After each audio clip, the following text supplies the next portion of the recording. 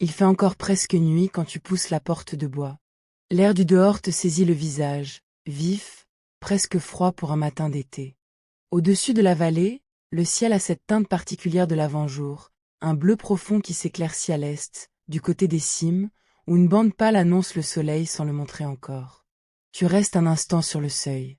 Devant toi, dans l'enclos, le troupeau bouge déjà.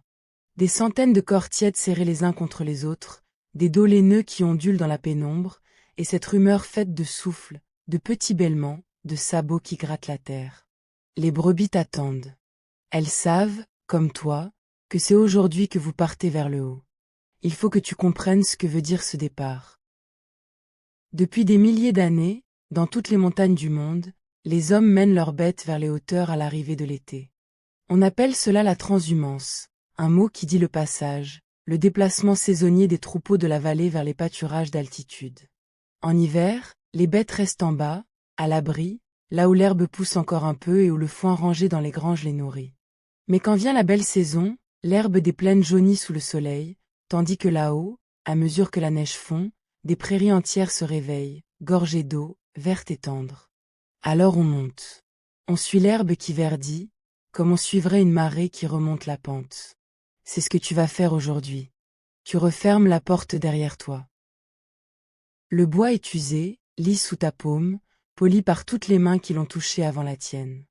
Cette maison de pierre, en bas du hameau, ce sera bientôt un souvenir pour quelques mois. Là-haut t'attend l'autre demeure, la cabane d'alpage, plus rude, plus simple, mais qui sera ton royaume tout l'été. Tu siffles. Un son court, modulé, que tu connais depuis l'enfance. Aussitôt, une ombre file le long de l'enclos. C'est ton chien de conduite, un border collie au pelage noir et blanc, l'œil vif, le corps bas, déjà tendu vers le travail. Il vient se placer près de ta jambe, frémissant, attendant l'ordre. Lui, il ne dort jamais vraiment quand il y a des bêtes à mener. Il les tient du regard, ce regard fixe et insistant qu'on appelle l'œil, et qui suffit à faire bouger une brebis sans même la toucher. Tout son sang, toute sa lignée le porte vers cela. Rassembler, contenir, conduire. Tu n'as qu'à indiquer la direction, et il fera le reste. Tu ouvres la barrière de l'enclos. Et le flot se met en marche. D'abord quelques bêtes hésitent, puis le mouvement les emporte toutes. Le troupeau s'écoule par l'ouverture comme une rivière laineuse, et te voilà à marcher au milieu d'elle, dans cette chaleur animale, cette odeur de suint et de lait, ce bruissement de toison. Le border collie court sur les flancs, revient, repart, recoue les bords du troupeau quand une brebis veut s'écarter. Vous prenez le chemin qui sort du village, et qui, presque tout de suite, commence à monter. Ce chemin, tu ne l'as pas choisi au hasard. C'est une draille. Les drailles sont les chemins ancestraux de la transhumance, tracés non pas par les ingénieurs mais par les troupeaux eux-mêmes, génération après génération, sabot après sabot, depuis des temps que personne ne sait dater avec certitude. Elle relie les bas pays aux estives, ces grands pâturages d'été qu'on nomme aussi alpages dans les Alpes. La terre y est tassée, creusée par endroits, bordée de murets de pierres sèches que des mains anonymes ont élevées autrefois. Tes bêtes connaissent le tracé. Les plus vieilles brebis, celles qui ont déjà fait la montée plusieurs étés, marchent en tête, sûres d'elles, et les jeunes suivent, apprenant la route comme on apprend une langue maternelle, sans le savoir. Tu marches au milieu d'elles, et peu à peu ils te font dans ce grand corps mouvant. Il y a quelque chose d'apaisant à cheminer ainsi, sans penser, porté par le mouvement collectif. Tu ne décides pas vraiment de chaque pas. Tu vas où va le troupeau, et le troupeau va où va la draille, et la draille va vers le haut, depuis si longtemps que personne ne se rappelle qu'il a tracé la première. Tes jambes connaissent la pente. Ton souffle s'accorde à l'effort, ample et régulier. L'air entre, frais, et l'air ressort, tiédi par ton corps. Tu pourrais marcher ainsi des heures sans t'en apercevoir, bercé par le tintement des sonnailles et le froissement des toisons. Le jour se lève pour de bon maintenant. Le soleil franchit la ligne des crêtes à l'est, et d'un coup la lumière change tout. Les gouttes de rosée accrochées aux herbes du bord du chemin s'allument une à une, comme des perles. La vapeur monte du dos des bêtes en fines volutes. Les premières mouches bourdonnent. Tu sens la chaleur poser sa main sur ta nuque, encore douce à cette heure, presque tendre. Tu marches d'un pas régulier, sans hâte, car la montée est longue et il ne faut pas presser les bêtes.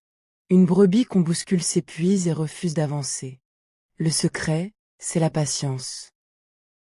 Le troupeau a son rythme, et ton travail est d'épouser ce rythme, pas de le forcer. La pente s'accentue. Vous quittez les dernières prairies fauchées du fond de vallée et vous entrez dans la forêt. Ici l'air fraîchit aussitôt, à l'ombre des grands arbres. Ce sont d'abord des hêtres, aux troncs gris et lisses, puis, à mesure que vous gagnez en hauteur, des résineux, des sapins, des épicéas, plus sombres, plus serrés, qui sentent la résine chaude et l'humus. Il faut que tu saches que la montagne s'organise en étages.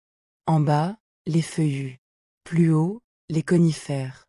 Plus haut encore, là où les arbres ne peuvent plus pousser à cause du froid et du vent, commencent les pelouses d'altitude, les pâturages nus. C'est cette frontière qu'on appelle la limite des arbres, et c'est juste au-dessus d'elle que se trouvent les meilleurs alpages, là où tu mènes ton troupeau. Sous les arbres, le chemin serpente entre les racines. Le border collie redouble d'attention, car la forêt est pleine de tentations pour une brebis curieuse, un sous-bois où s'enfoncer, un fourré tendre à brouter. Tu entends son halètement régulier quand il remonte le long de la file. Une brebis s'arrête pour saisir une feuille basse. Le chien se fige, baisse la tête, plante son regard dans celui de la bête, et sans un aboiement, sans un geste brusque, il la remet dans le rang. C'est un spectacle dont ne te lasse pas, ce dialogue muet entre le chien et le mouton, vieux de milliers d'années lui aussi, depuis que l'homme a fait du loup son allié pour garder les bêtes que d'autres loups convoitaient. Vous montez encore. Une heure passe, puis une autre. Le soleil grimpe en même temps que vous.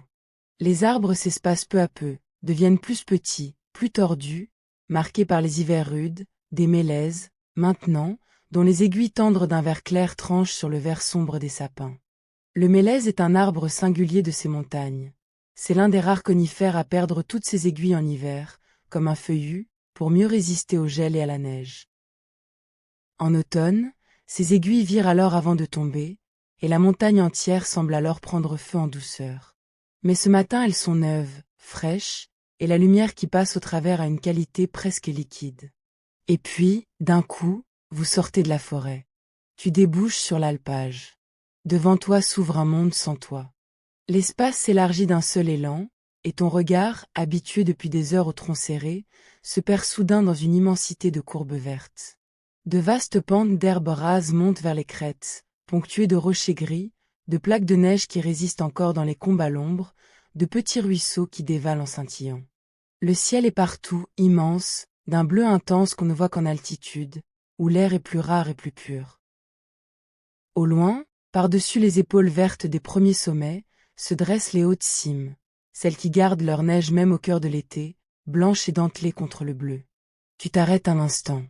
Le troupeau, lui, ne s'arrête pas, il se répand sur la pelouse, baisse la tête, et commence à brouter cette herbe neuve avec un appétit que tu sens presque physiquement. Le bruit de centaines de bouches arrachant l'herbe monte autour de toi, un froissement continu, paisible, mêlé au tintement des clochettes que portent quelques bêtes. Ce sont des sonnailles, graves et claires à la fois, c'est la voix de l'alpage. Il te permet, plus tard, de retrouver le troupeau dans le brouillard, ou de savoir, à l'oreille, si les bêtes sont calmes ou inquiètes. Pour l'instant, il dit la tranquillité. Un peu à l'écart, sur un replat, se tient la cabane d'alpage. C'est une petite construction de pierre, basse, trapue, faite pour résister au vent et au poids de la neige. Le toit est couvert de larges dalles de schiste, ou de lauze, comme on dit ici, ces pierres plates posées les unes sur les autres qui rendent le toit lourd et solide. Il y a une seule pièce, ou presque, une cheminée noircie, une table, un lit étroit, quelques étagères. Pas d'électricité, ou bien juste un panneau solaire posé là depuis peu. L'eau vient d'une source proche, captée dans un bassin de pierre où elle coule sans fin, glacée, claire. Dans les autres massifs, on donne d'autres noms à ces abris. En Auvergne, on parle de burons, ces cabanes de pierre où l'on faisait jadis le fromage. Ici, dans les Alpes, on dit simplement la cabane, ou le chalet d'alpage. Mais partout c'est la même chose, un refuge minuscule contre l'immensité, un point de chaleur humaine perdu dans le vaste. Tu fais quelques pas autour de la cabane pour la retrouver, comme on retrouve un vieil ami après un hiver d'absence. Voici le bassin de pierre où coule la source, et l'eau y est si froide qu'elle te fait mal aux doigts quand tu plonges la main. Voici le petit muret où tu posais ton bol, l'an dernier, pour le café du matin. Voici la pierre plate, devant le seuil, sur laquelle le soleil tape dès qu'il a passé la crête, et où tu aimes t'asseoir pour regarder le troupeau. Tout est à sa place, inchangé, comme si l'hiver n'avait été qu'une longue nuit. Seules les traces du gel, ici et là, une lauze déplacée par la neige, un peu de mousse nouvelle sur le nord du mur, disent que les mois ont passé. Tu poses ton sac à l'intérieur. La pièce sent la pierre froide, la suie, le bois sec. Ce sera ta maison pour tout l'été. Ici tu vivras seul, ou presque, des semaines durant, sans autre compagnie que tes bêtes, tes chiens, et le grand silence des sommets. Cette solitude effraie beaucoup de gens. Mais toi, tu la connais, et tu sais qu'elle n'est pas vide. Elle est pleine de présence, le vent, les animaux, le ruisseau, le passage des nuages, le retour quotidien de la lumière et de l'ombre sur les pentes. La solitude du berger n'est pas un manque. C'est une autre manière d'être accompagné. Dans cette vie-là, le temps lui-même change de forme. En bas, dans la vallée, dans les villes plus loin encore, le temps se découpe en heures, en rendez-vous, en sonneries. Ici, le temps redevient ce qu'il était au commencement. La course du soleil sur le ciel, la fin des bêtes, la montée de l'ombre dans les combes. Tu ne regardes plus guère ta montre. Tu sais l'heure à la couleur de la lumière, à la longueur des ombres, à la place du soleil au-dessus de tel ou tel sommet. Tu sais qu'il va faire chaud quand l'air, au matin, est déjà tiède. Tu sais que la pluie approche quand les marmottes rentrent tôt, quand les hirondelles volent bas, quand l'odeur de la terre monte sans raison. Tu deviens, peu à peu, une créature de la montagne parmi les autres, accordée au même signe, soumise au même rythme. Et il y a, dans cette dépossession, une paix très grande. Tu n'es plus le maître de ton temps. Et puis, tu n'es pas tout à fait seul. Près de la cabane, allongé dans l'herbe, t'observe un autre chien. Celui-là ne ressemble en rien au border collie. Il est grand, massif, le poil long et blanc comme la neige, la tête puissante. C'est ton patou, ton chien de protection. On l'appelle aussi chien de montagne des Pyrénées, du nom de sa région d'origine, mais on en trouve désormais dans toutes les montagnes où les troupeaux ont besoin d'être gardés. Il ne court pas après les brebis comme le border collie. Son travail est tout autre. Lui, il vit au milieu du troupeau, jour et nuit, depuis qu'il est chiot. Il a grandi parmi les bêtes, il les considère comme sa famille, et il les défendra contre tout ce qui les menace. Le jour, il somnole dans l'herbe, en apparence indolent. Mais la nuit, il veille. Car il faut que tu comprennes ce qui rôde, désormais, dans ces montagnes. Pendant longtemps, presque tout au long du XXe siècle, le loup avait disparu des Alpes françaises. Chassé, traqué, empoisonné, il s'était éteint sur ces terres, et les bergers avaient fini par oublier la peur de la nuit. On laissait les troupeaux dehors sans crainte. Le patou lui-même était devenu rare, presque inutile. Puis, dans les années 1990, le loup est revenu. Il est revenu par ses propres moyens, depuis les montagnes d'Italie où une petite population avait survécu, traversant les cols, suivant les crêtes, recolonisant peu à peu les massifs. Et avec son retour, la garde nocturne, ce savoir très ancien que l'on croyait perdu, a dû renaître. Les patous sont revenus dans les alpages. Et toi, chaque nuit de cet été, tu vivras avec la conscience que, quelque part dans l'ombre des forêts, des yeux peut-être observent ton troupeau. Mais le jour est jeune encore, et le soleil est haut. Le temps n'est pas à la peur. Le temps est au travail tranquille. Tu t'occupes d'abord d'installer le troupeau. Tu connais ses pentes, tu sais où l'herbe est la meilleure, où l'eau est proche, où les bêtes seront à l'abri du vent. Le bon berger ne laisse pas son troupeau brouter n'importe comment.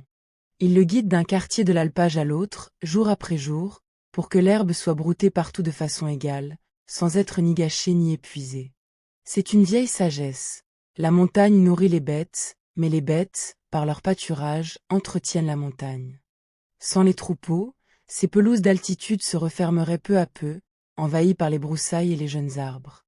La fleur, l'herbe rase, la diversité même de ces prairies sont en partie l'œuvre de milliers d'années de pâturage. Toi et tes bêtes, vous êtes les jardiniers de cette montagne, sans presque le savoir. Et quelle profusion de fleurs, en ce début d'été. Tu marches dans la pelouse et tu reconnais, à tes pieds, tout un peuple de plantes. Voici la gentiane, dont certaines espèces dressent de hautes tiges aux fleurs jaunes, et dont la racine amère sert depuis longtemps à faire des boissons et des remèdes. Voici, plus rares, plus discrètes, les petites gentianes d'un bleu si pur, si profond, qu'elles semblent contenir un morceau du ciel.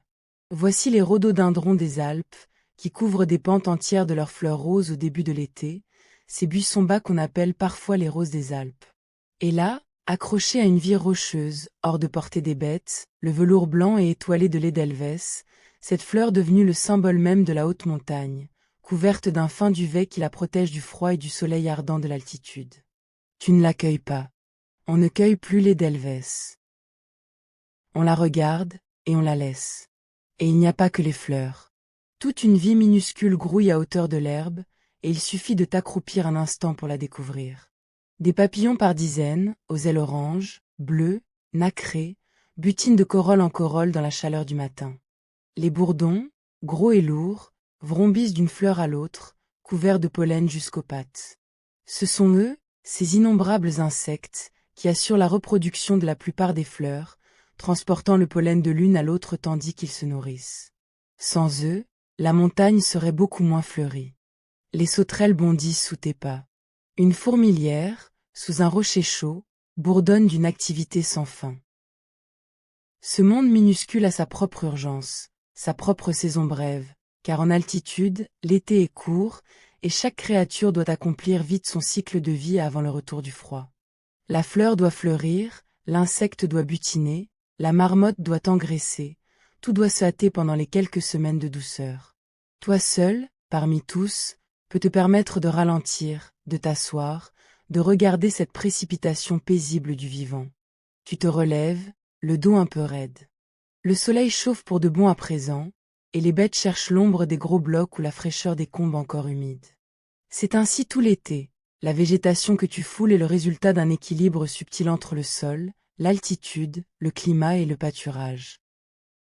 Plus on monte, plus les plantes se font petites, ramassées, serrées contre le sol pour résister au vent et au gel, formant parfois des coussins compacts qui peuvent vivre des dizaines d'années. Tout en haut, près des névés et des rochers, ne survivent plus que quelques espèces minuscules, accrochées à la moindre fissure, championnes de l'endurance. Et pourtant, même là, dans ce désert de pierre, la vie tient bon. Elle tient toujours bon. Le matin avance. Et il est l'heure d'une tâche que tu accompliras chaque jour de cet été, la traite. Toutes les brebis ne se traient pas, beaucoup de troupeaux d'altitude sont élevés pour la viande ou la laine. Mais une partie des bêtes donne du lait, et de ce lait naît l'un des trésors de la montagne, le fromage d'alpage. Tu rassembles les bêtes laitières dans un petit enclos près de la cabane. Le geste de la traite, tu le connais par cœur, tes mains le font presque sans toi. Tu t'installes, tu poses le seau, et tu presses, l'un après l'autre, d'un mouvement régulier qui descend du haut vers le bas. Le lait jaillit en jet fin et chaud, frappe le fond du seau d'abord, puis chante dans la mousse à mesure que le seau se remplit. Une vapeur légère s'en élève dans l'air frais du matin. L'odeur est douce, animale, sucrée. Ce lait, il faut que tu en fasses quelque chose, car il ne se garde pas. Et c'est ici qu'intervient un savoir-faire vieux de milliers d'années, l'un des plus beaux que l'homme ait inventé, la transformation du lait en fromage. Dans ces montagnes, on fabrique des fromages réputés, le Beaufort, par exemple, ce grand fromage de garde au talon concave, né dans la vallée qui porte son nom, et qu'on appelle parfois le prince des gruyères. Ou bien la Tome, plus modeste, plus rustique, qu'on trouve dans presque tous les massifs.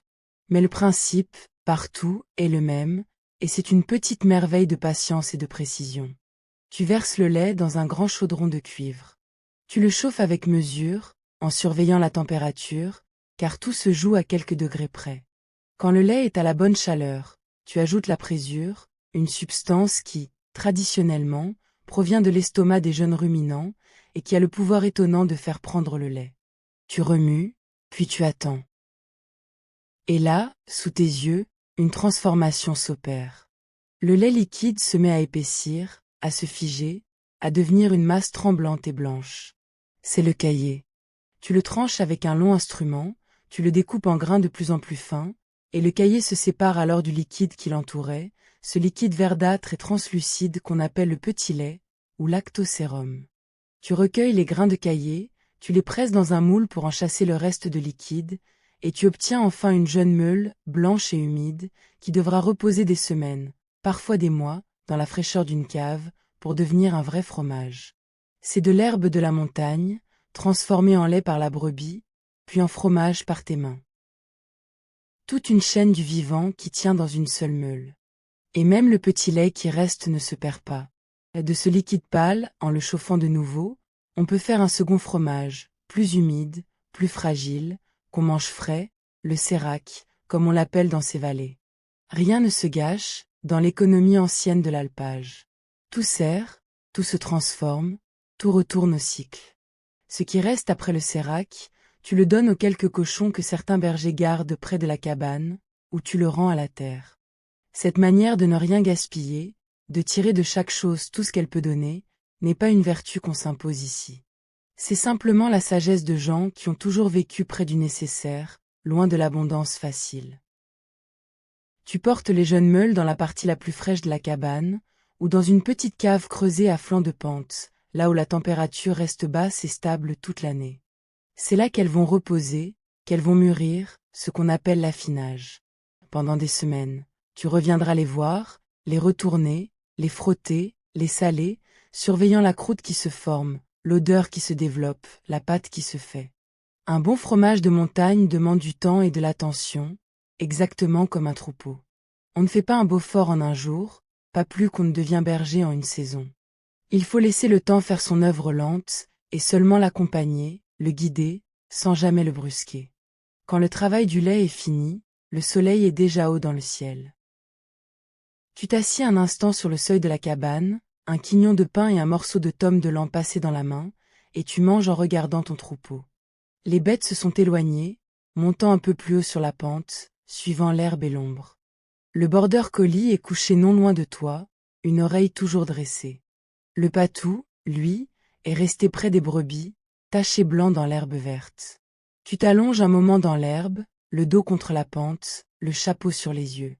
La chaleur du sol monte dans ton corps, et le soleil pose son poids tiède sur ta poitrine. Au-dessus de toi, le ciel est d'un bleu profond, traversé parfois d'un nuage blanc qui glisse sans bruit. Tu entends, tout autour, le froissement continu des bêtes qui broutent, le tintement épars des sonnailles, le bourdonnement d'un insecte qui passe près de ton oreille. L'air sent l'herbe chaude, la fleur, la terre. Il n'y a rien à faire, rien à décider, rien à attendre. Le troupeau se nourrit, les chiens veillent, la montagne tourne sa lente journée. Tu pourrais endormir là, et ce ne serait pas grave. Les bêtes ne s'éloigneront pas. Le border collie te réveillerait au moindre désordre. C'est l'un des dons de cette vie, ces moments suspendus, au milieu du jour, où le travail dort et où il ne reste que la présence pure des choses. Maintenant, tu as le temps de regarder. Et la montagne, à qui sait la regarder, est pleine de vie. Là, sur un gros rocher chauffé par le soleil, une petite silhouette dressée monte la garde. C'est une marmotte. Elle se tient assise sur son arrière-train, les pattes avant repliées contre la poitrine, immobile comme une sentinelle. Les marmottes vivent en famille, dans des terriers profonds qu'elles creusent sous les pelouses, et l'une d'elles surveille toujours les alentours pendant que les autres broutent ou se chauffent. Soudain, un cri perçant déchire le silence, un sifflement aigu, strident, qui te traverse. C'est l'alerte. La sentinelle a vu quelque chose, peut-être une ombre dans le ciel. En un instant, toutes les marmottes alentour d'étalent et plongent dans leurs trous, et la pelouse se vide comme par magie. Tu lèves les yeux.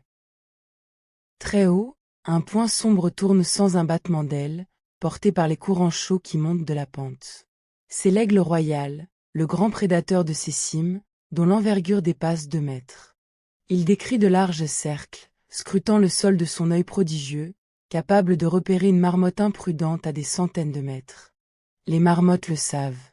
Leur sifflement est une langue de survie, vieille comme leur espèce. Tu portes ton regard plus haut encore, vers les barres rocheuses qui dominent l'alpage. Et là, sur une vire si étroite que tu te demandes comment ils tiennent, tu distingues des formes. Des chamois. Ces antilopes des montagnes, au pelage fauve l'été, sombre l'hiver, ornée de 2 petites cornes recourbées en crochet. Ils se déplacent sur la roche verticale avec une aisance qui défie lentement, bondissant de saillie en saillie, sur de chaque appui. Leurs sabots, durs sur le pourtour et souples au centre, sont faits pour accrocher la pierre. Plus haut encore, vers les rochers les plus inaccessibles, vivent leurs cousins plus massifs, les bouquetins, aux longues cornes annelées et recourbées chez les mâles, qui peuvent atteindre une taille impressionnante. Le bouquetin avait, lui aussi, presque disparu des Alpes, chassé jusqu'au bord de l'extinction au XIXe siècle, sauvé in extremis par la protection de quelques hardes, et patiemment réintroduit depuis dans de nombreux massifs. Le voir aujourd'hui dominer les crêtes, c'est voir le résultat d'un long et patient travail de reconquête. Tu pourrais rester ainsi des heures, à lire la montagne. Et de fait, c'est une grande partie de ton métier. Observer, comprendre, anticiper. Car la haute montagne en été a un caractère qu'il faut savoir déchiffrer, et qui peut se retourner vite. Le matin est lumineux, calme, et le ciel d'un bleu sans tache. Mais l'après-midi est une autre histoire. Tu le sens venir bien avant qu'il n'éclate. Cinquiémé le milieu du jour, l'air change. La chaleur qui monte des vallées, gorgée d'humidité, s'élève le long des pentes et rencontre l'air froid des hauteurs. De cette rencontre naissent les nuages. Tu les vois d'abord apparaître au-dessus des sommets, petits, blancs, innocents, de simples flocons de coton accrochés aux cimes. Mais ils grossissent. Ils s'empilent. Ils prennent du ventre et de la hauteur, dressant peu à peu d'énormes tours blanches qui montent dans le ciel comme des montagnes de vapeur. Leur base s'assombrit, vire au gris, puis au plomb. L'air devient lourd. Le vent tombe d'un coup, et un silence étrange s'installe, ce calme tendu qui précède toujours l'orage en montagne. Tu connais les signes. Et tu sais qu'il ne faut pas traîner. L'orage d'altitude est l'un des grands dangers de ces hauteurs. La foudre y frappe les points hauts, les crêtes, les arbres isolés, parfois les bêtes ou les hommes surpris à découvert. Tu siffles le border collie, d'un appel différent, plus pressant. Aussitôt il s'élance, file vers le troupeau dispersé sur la pente, et se met à le rassembler. Tu admires, une fois plus, son intelligence.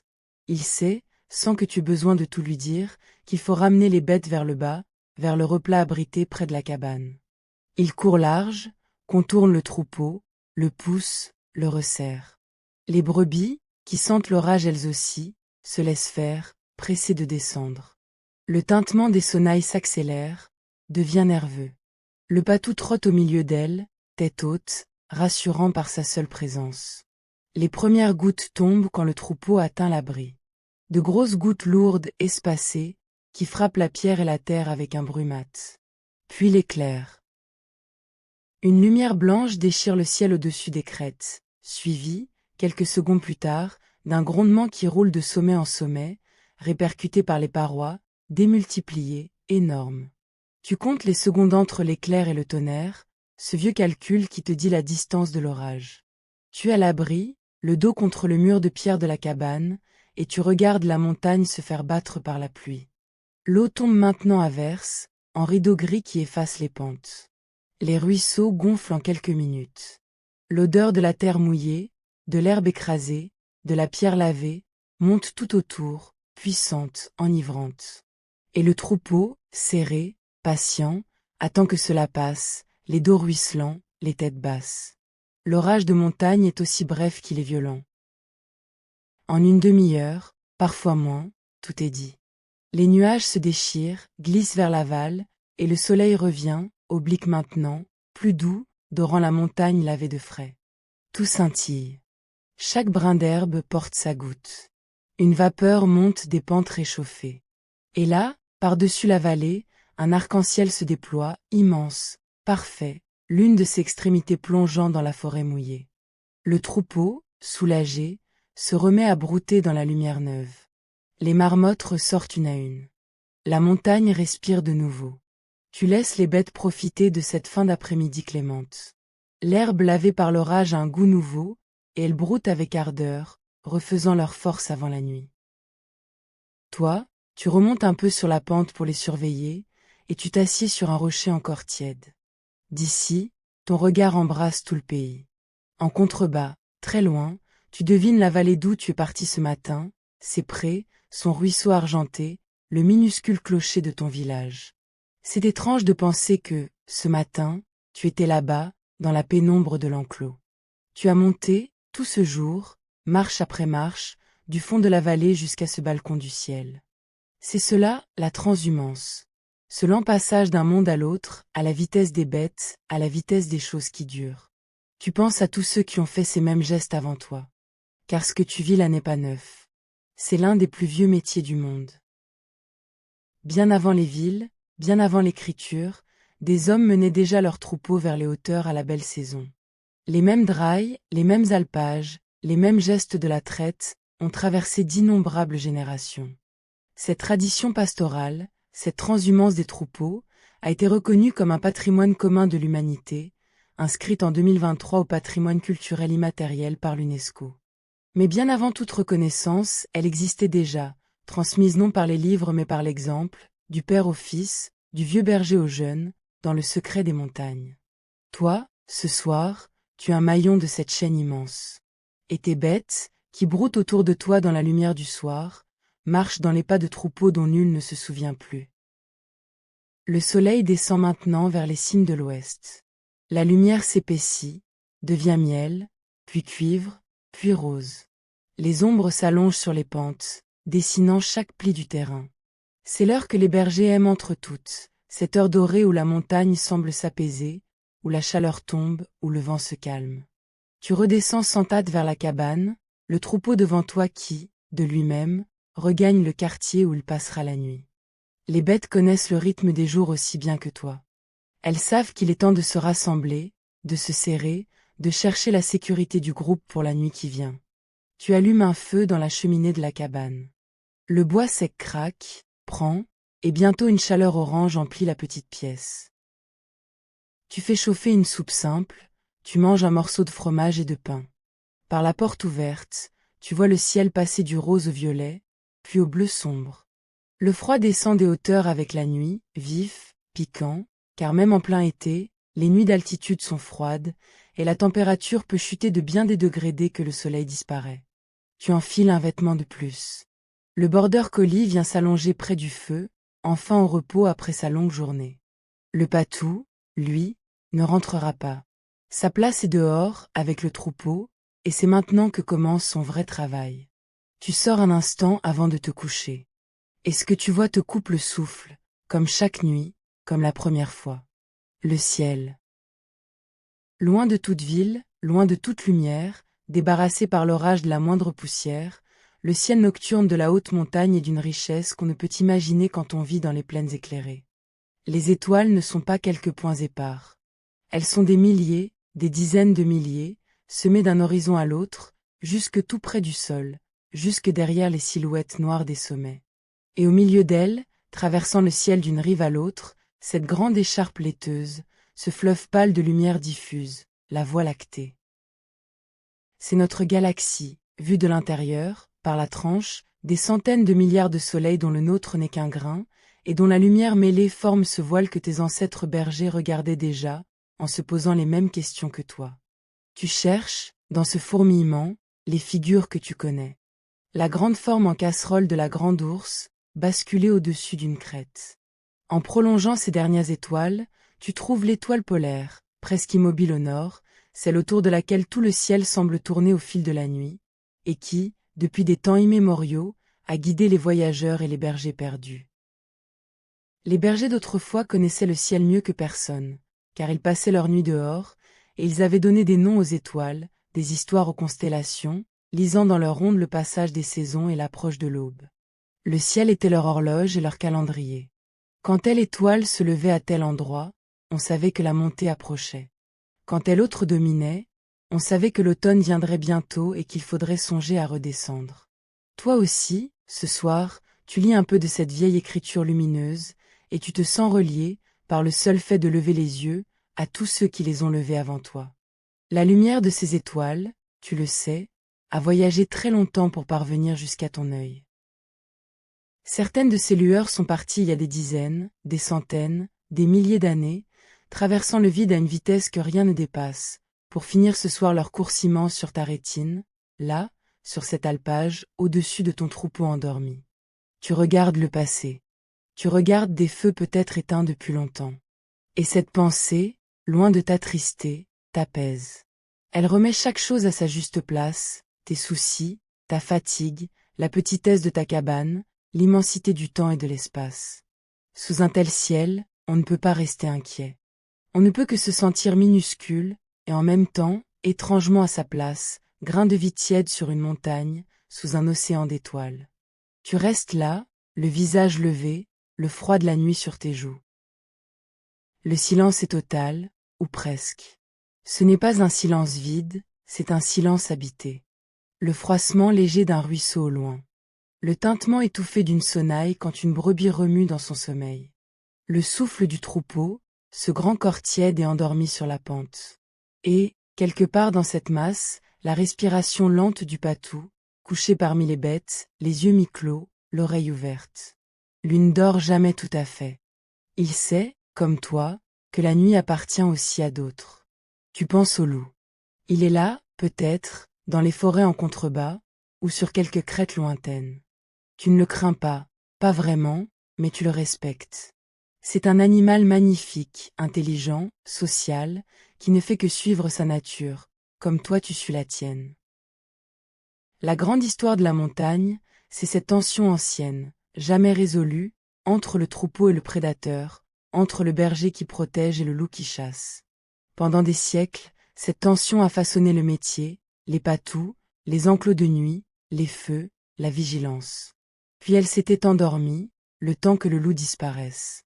Et la voilà qui renaît, te reliant, par-dessus les générations sans loup, au berger très ancien qui veillait comme tu veilles ce soir. Tu n'es pas seul à monter la garde.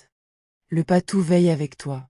Et derrière lui, dans le temps, veillent tous les chiens et tous les hommes qui ont gardé des troupeaux sous les étoiles. Tu songes aussi à tes deux chiens, si différents et si complémentaires. Le border collie et le patou ne sont pas de la même école, ni du même monde. L'un est tout en vitesse, en intelligence, en lecture du troupeau, il vit pour le travail du jour, pour ce dialogue muet et précis avec les bêtes qu'il conduit. L'autre est tout en patience, en présence, en attachement, il vit pour la garde de la nuit, pour ce lien profond avec les bêtes qu'il défend. Il a fallu, à l'homme, des millénaires pour façonner ces deux compagnons à partir du loup d'origine, en choisissant, génération après génération, les uns pour leur don de rassembler, les autres pour leur instinct de protéger. Quand tu regardes tes chiens, c'est cette longue histoire que tu vois, l'histoire de l'alliance la plus ancienne entre notre espèce et une autre, c'est les bien avant les champs et les villes, dans le froid des premières nuits partagées autour du feu. Sans eux, ton métier serait impossible. Avec eux, tu n'es jamais tout à fait seul. Une étoile file. Une traînée brève, fine, qui s'éteint aussitôt. Puis une autre. Ce sont des poussières, des grains minuscules venus de l'espace, qui brûlent en entrant dans l'air de la terre. Tu les regardes sans rien demander. Tu n'as plus rien à demander. Tu as tout ce qu'il te faut. Un toit de pierre, un feu, des bêtes en bonne santé, deux chiens fidèles, et au-dessus de toi le plus grand spectacle du monde, gratuit, infini, recommencé chaque nuit. Au loin, soudain, le patou donne de la voix. Un aboiement grave, profond, qui roule dans la nuit et se répercute contre les parois. Puis un autre, et un autre encore, sur ce ton bas et puissant qui n'est pas la peur, mais l'avertissement. Il a senti quelque chose, une odeur portée par le vent, un froissement dans les éboulis, une présence à la lisière de son domaine. Il ne quitte pas le troupeau pour autant. Sa tactique n'est pas d'aller chercher la bataille, mais de se dresser entre les bêtes et la menace, d'aboyer, d'imposer sa masse blanche et sa détermination, de faire savoir à qui rôde que ce troupeau-là est gardé, qu'il en coûterait trop d'approcher. La plupart du temps, cela suffit. Le loup, prudent, économe de ses forces, préfère renoncer et chercher ailleurs une proie sans défense. Tu écoutes, immobile sur le seuil, le cœur un peu plus rapide. Puis les aboiements s'espacent, faiblissent, cessent. Le silence revient, et avec lui la grande paix des sommets. Le danger, s'il y en avait un, s'est éloigné. Le patou a fait son travail, comme chaque nuit, comme ses ancêtres avant lui. Tu peux rentrer en confiance. Le froid finit par te faire entrer. Tu pousses la porte, tu ranimes le feu d'un souffle, et tu t'allonges sur le lit étroit, sous une couverture rêche qui sent la laine et la fumée. Le border collie soupire et se cale contre le pied du lit. Par la petite fenêtre, tu vois encore quelques étoiles. Les braises rougeoient dans la cheminée, projetant sur les murs de pierre des lueurs qui dansent. Ton corps est lourd d'une bonne fatigue, celle d'une journée vraie, faite de marches, de gestes, de plein air. Une fatigue qui n'a rien d'amer. Une fatigue qui appelle le sommeil comme la pente appelle l'eau. Repense, avant de glisser, à tout ce que ce jour t'a donné. Tu te revois pousser la porte de bois, dans le bleu d'avant l'aube, et ouvrir la barrière sur le troupeau impatient. Tu te revois suivre la draille, ce chemin tracé par des millénaires de sabots, monter à travers la forêt des hêtres, puis des sapins, puis des mélèzes au vert tendre, jusqu'à déboucher sur l'immensité verte de l'alpage. Tu te revois retrouver la cabane de pierre au toit de l'Auze, ta demeure d'été, et le grand patou blanc couché dans l'herbe, gardien silencieux. Tu te revois traire les bêtes dans l'air frais du matin, le lait chantant dans le seau, et faire naître de ce lait, par la présure et la patience, le caillé qui deviendra fromage. Tu te revois guetter la marmotte sur son rocher, entendre son sifflement d'alarme, lever les yeux vers l'aigle qui tournait très haut, distinguer les chamois sur les vires et les bouquetins sur les crêtes. Tu te revois sentir l'orage monter dans la chaleur de l'après-midi, ramener les bêtes à l'abri juste avant la pluie, regarder la foudre frapper les sommets et le tonnerre rouler de paroi en paroi. Et puis le retour du calme, l'arc-en-ciel par-dessus la vallée, la lumière dorée du soir sur la montagne lavée.